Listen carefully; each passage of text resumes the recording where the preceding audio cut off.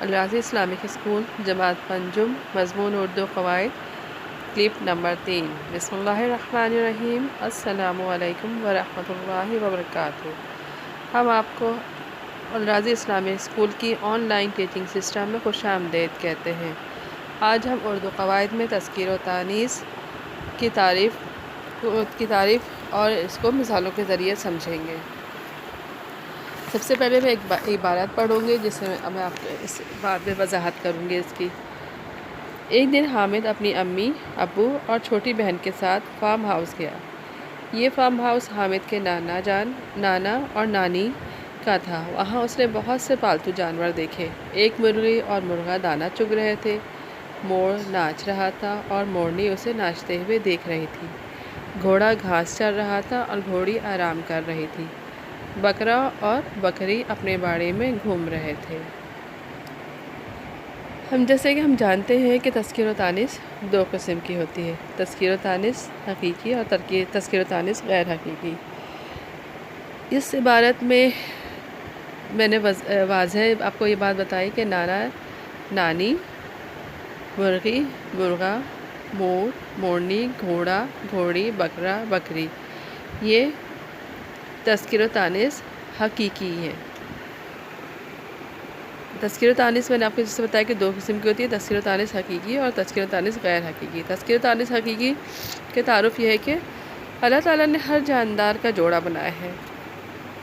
جانداروں کا نر مذکر اور مؤنث مادہ کہلاتے ہیں، اسے تذکیر و تانیث حقیقی کہتے ہیں۔ اس عبارت میں نے آپ کو تذکیر و تانیث حقیقی کے بارے میں وضاحت دی ہے کہ اس میں جتنے بھی مذکر اور مؤنث آپ کو تذکیر و تانیث بتائے گئے ہیں وہ حقیقی سے تعلق رکھتے ہیں۔ امی ابو ہے، نانا نانی ہے، اور مرغی مرغا ہے، گھوڑا گھوڑی ہے، بکرا بکری ہے، یہ سارے کیا ہیں؟ یہ تذکیر و تانیث حقیقی سے تعلق رکھتے ہیں، جس میں جو جاندار ہیں، جن کی سانس آ رہی ہے جا رہی ہے اور جو زندہ ہیں، وہ تذکیر و تانیث حقیقی کہلاتے ہیں۔ اب میں آپ کو تذکیر و تانیث غیر حقیقی بتاتی ہوں۔ تذکیر و تانیث غیر حقیقی کیا ہے؟ تذکیر و تانیث غیر حقیقی یعنی غیر جاندار اور بے جان چیزوں میں جو نر اور مادے کا تصور تو نہیں ہوتا، لیکن بولنے، لکھنے اور پڑھنے میں اہل زبان انہیں مذکر مؤنث قرار دیتے ہیں۔ جس مثال کے طور پر آنکھ، ناک، کرسی، انگلی مؤنث ہے، جبکہ کان، دانت، منہ، سر، پیر مذکر ہے۔ اب آنکھ جو ہے وہ آنکھ کس طرح سے سمجھ میں آ رہا ہے کہ یہ مؤنث ہے؟ مثال کے طور پر یہ آپ کی آنکھ بڑی ہے۔ اب ہم یہ تو نہیں بول رہے کہ آپ کی آنکھ جو ہے وہ بڑا ہے، تو اس سے کیا واضح ہو رہا ہے کہ یہ مؤنث ہے۔ اب کان ہے، میرے کان میں درد ہو رہا ہے، تو اس سے کیا وضاحت ہو رہی ہے؟ اس جملے سے درد ہو رہا ہے، اس سے کیا وضاحت ہو رہی ہے کہ یہ مذکر جملہ ہے۔ اس کے علاوہ تذکیر و تانیث غیر حقیقی کے مذکر الفاظ میں آپ کو چند الفاظ بتاؤں گی۔ مثال کے طور پر ماجرا، سکون، قیام، لفظ، ٹھیلا۔ اس کے علاوہ مؤنث الفاظ ہے کہکشاں، چیخ، مصیبت، پٹی، مشقت۔ یہ سارے ہمارے الفاظ جو ہیں یہ ہم اپنے عام لفظ جیسے جملے بولتے ہیں اس میں ہم استعمال کرتے ہیں، لیکن ہمیں بولتے ہوئے جو ہے نا ہمیں یہ نہیں پتہ چلتا کہ یہ مذکر ہے یا مؤنث ہے۔ لیکن جب ہم اس کو ہم واضح طور پر جیسے یہ ہے ماجرا، یہ کیا ماجرا ہے؟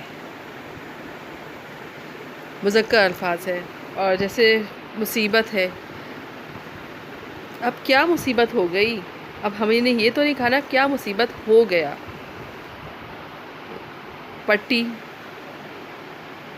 اور اس کے علاوہ سکون۔ اب اس کو مثالوں کے ذریعے ہم سمجھیں گے۔ مثال کیا ہے؟